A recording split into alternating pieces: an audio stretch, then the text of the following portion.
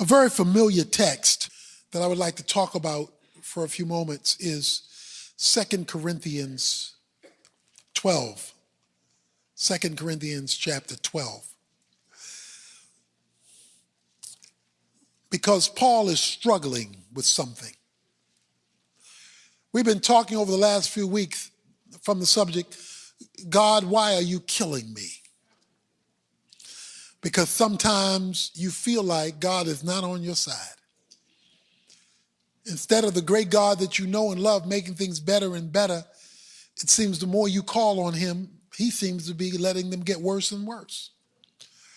Such was Paul's situation in 2 Corinthians chapter 12. It's hard to live in the sunshine when your life is full of fog.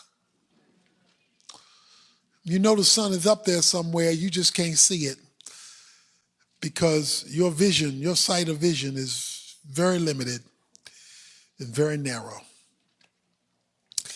Paul says in verse 7 these words, because of the surpassing greatness of the revelations, for this reason, to keep me from exalting myself, there was given me a thorn in the flesh, a messenger of Satan to torment me, to keep me from exalting myself.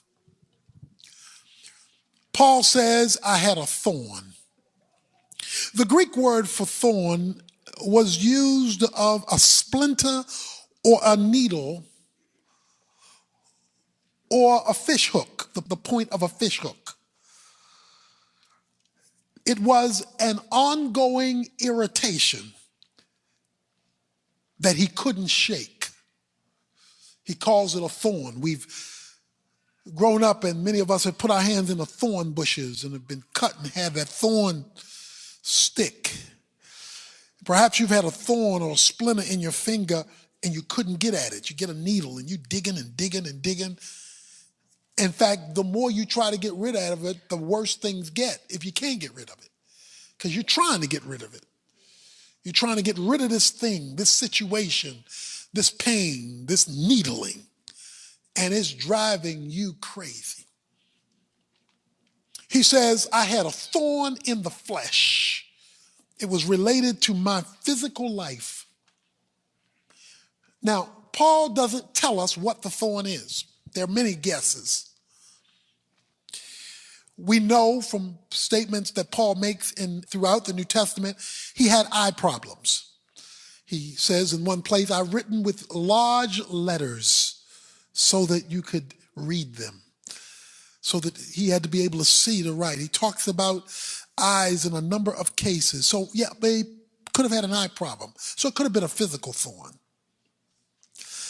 He talks in another place about many of the burdens that he faced, distress and persecutions and all these mass shipwreck. And so it could have been a circumstantial burden in his life. Any number of burdens or needling.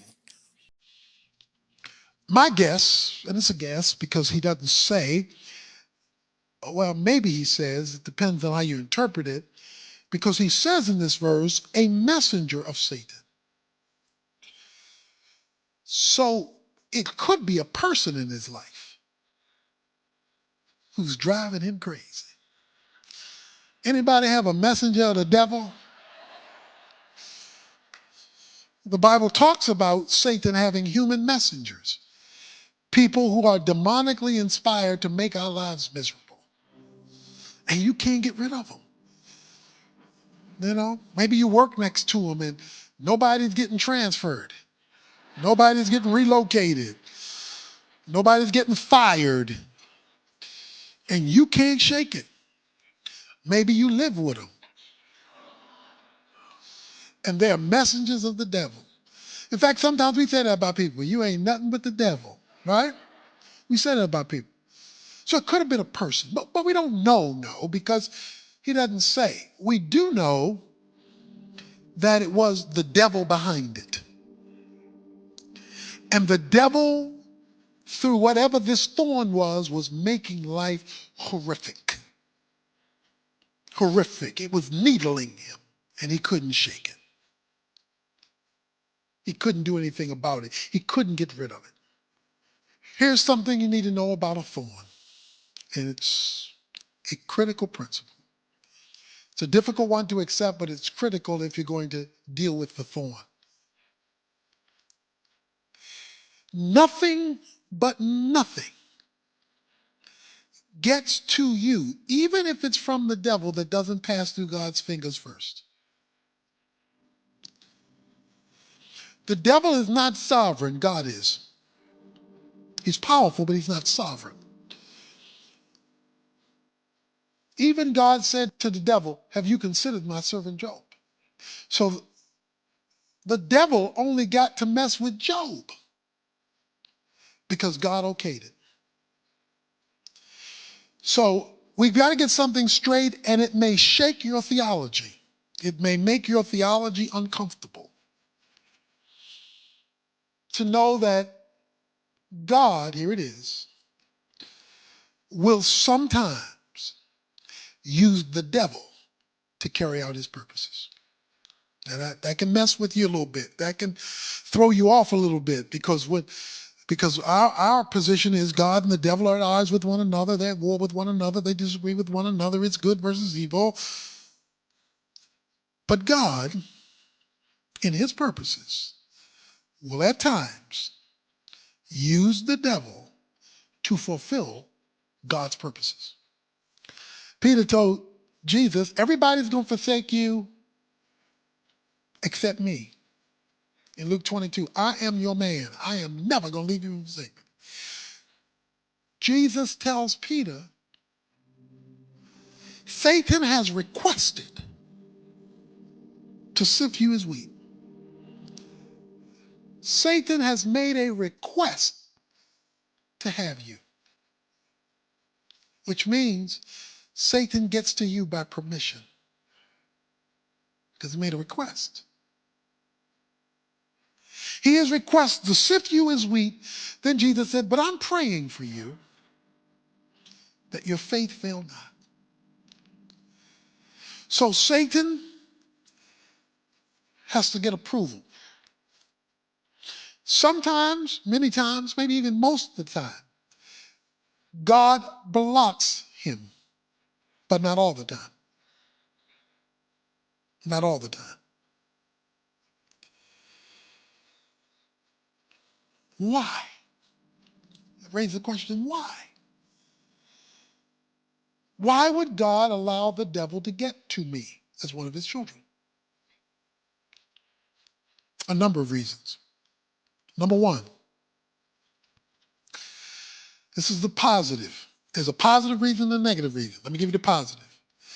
The positive reason is to increase your anointing. I said it again. The positive reason that God will allow the devil to get to you is to increase your anointing. Now, what do I mean by that?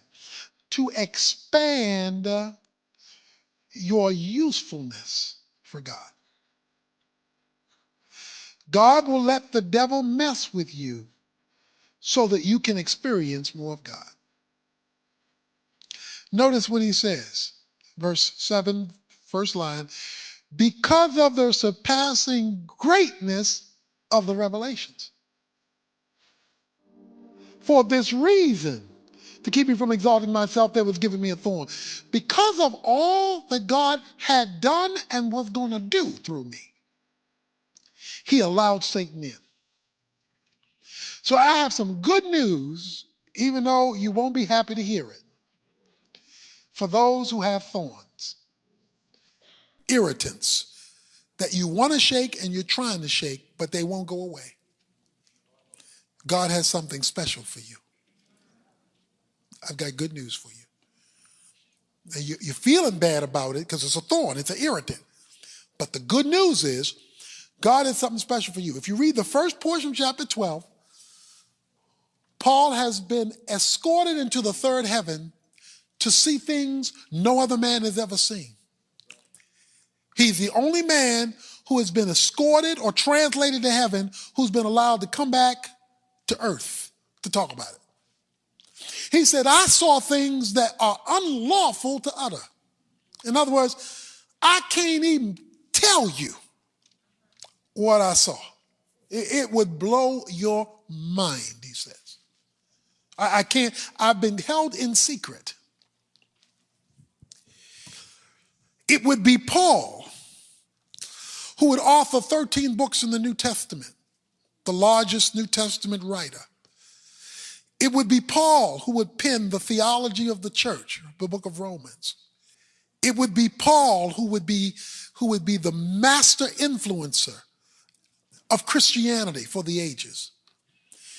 God gave him a great revelation for a great purpose.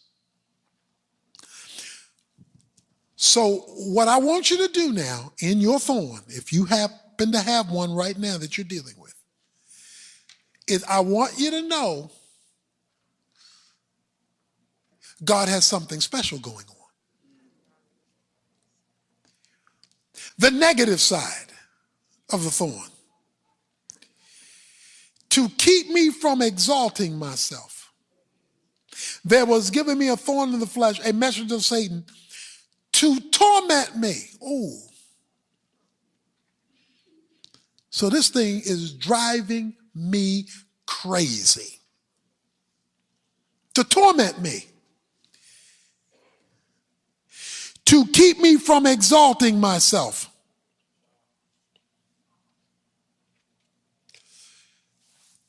The other reason God gives a thorn is to correct an actual or potential sin in our lives.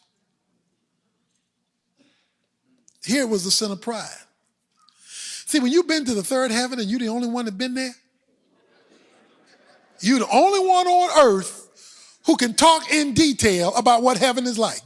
There is nobody but you. You are the man.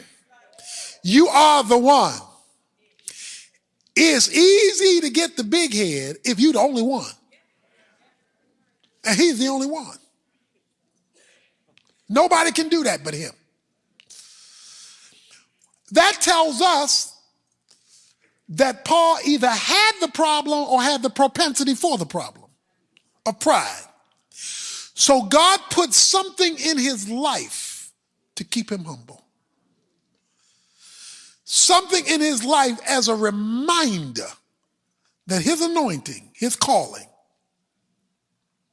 he was never to become boastful about. Something that when he was tempted to exalt himself would pull him right back down. God put a needle to burst the balloon. Because you blow a balloon up, it gets the big head. It gets inflated. God kept this needle in there to torment him, to bring him back down to earth. So that means he had it or had the propensity for it. It's not that he didn't pray about it, verse 8. Concerning this, I implored the Lord 3 times that it might leave me. Lord, get this off of me. Get me away from this person. Get me away from this situation.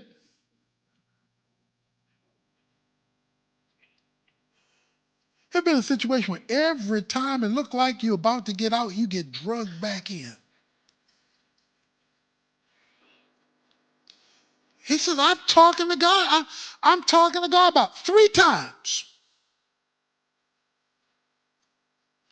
One of the questions people will often ask is, how often do you pray about something? The answer? Till you get one. Why did he stop after 3 times? Because he said, and he said to me. He got a response. So you keep talking to God until he gives you a response, but you give him the freedom to give you a response. And he has to have the freedom to give you his response, not the response you want him to give you. He said to me, so there was a word from God. That's a rhema word, because he said it to me. See, that's a rhema word. A rhema word is a specific utterance with your name on it, not a general message for everybody. This isn't an envelope with occupant on it. This is an envelope that's been mailed to you. He said to me, My grace is sufficient for you. Translation, I am not going to take away your thorn. But what I am going to do is give you something to handle the thorn that I'm not going to take away. My grace is sufficient. I don't want you to even turn to it now, but if you have not memorized 2 Corinthians 9:8, just make a note and memorize it.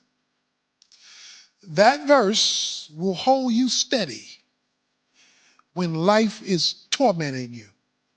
And it relates to this phrase, my grace. I have enough grace for you to handle this. His prayer was, get it off me. He said, get it off me. I pray that it might leave me. God's answer was, my grace is sufficient for this needle. But the good news is, it's because of the greater revelation. There's something bigger going on here than that you can't see right now. Well, what's this grace going to do? My power is perfected in weakness. I'm going to make you weaker, and I'm going to use the devil to do it.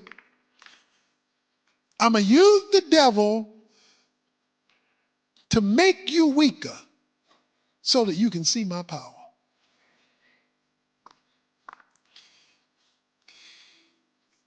God will never be more real to you than when you have something in your life you cannot fix. You can't fix it. The thorn won't go away. Nothing you try gets rid of it. And you feel weak, helpless, helpless, helpless. You don't know where to turn. You don't know to whom to turn. You don't know if to turn. You are helpless. He says, my grace is sufficient because with my grace comes the power in the midst of your weakness. Therefore, it must not be your power because he just told you you were weak. Well, what am I supposed to do? Most gladly then, I will boast about my weakness so that the power of Christ may dwell in me. Okay, are you sitting down? Well, I know you are, but that's rhetorical. Are you sitting down? Did you just see what he said? In my weakness, because I'm tormented in this situation and I can't change. When I discovered the principle of grace, of the sufficiency of grace, God's supply is enough for my situation. And this torment is making me weaker. God just said that his power is perfected or matured or developed when I'm weaker. Follow this now. The needle is making me weaker. The torment is making me weaker. It's breaking me down. He says, well, in that brokenness, God is actually setting up a power plant. I will therefore most gladly boast about my weakness. Now, that's not what we do. We complain about our weakness. Lord, this thing is killing me. This thing is driving me crazy. I can't make it. Blah, blah, blah, blah, blah, blah, blah, blah, blah, blah, blah, blah. He said, I'm a brag about it. He says, if weak is how I get strong, since I want to be strong, I'm a brag about weak. Your weakness. See, we want to praise because it's all right. He says, praise when it's all wrong. Notice the responsibility. He says, power is perfected in weakness. I would rather boast in my weakness so that the power of Christ may dwell in me. In other words, I have it, I want to experience it. And what's going to make what I have my experience? My boasting. My making a big deal in the midst of my deep anguish. Therefore, I am well content with weaknesses, insults, distresses, persecutions, difficulties, for Christ's sake, because I'm maintaining my Christian position. For when I am weak, then I am strong. That goes against every fiber of our being. That goes against what's natural. That goes against every advice we would give anybody or that anybody would give us. That's not normal to boast in my weakness. To say, God, this thorn in my life, I pray that you take it. I want you to take it. He's not condemned for praying that it goes away. I want to be free from this thing. It's killing me. It's killing me. That was his prayer. He wasn't blamed for the prayer, but the answer. Paul, if I take away your thorn, you're going to miss my power. So Paul, which would you choose? Would you be thornless with no power, or have a thorn with great power? And I'm not being mean with the thorn. It's because I got a greater anointing for you, and I got to keep you humble. So the thorn is not trying to be mean, although it does hurt.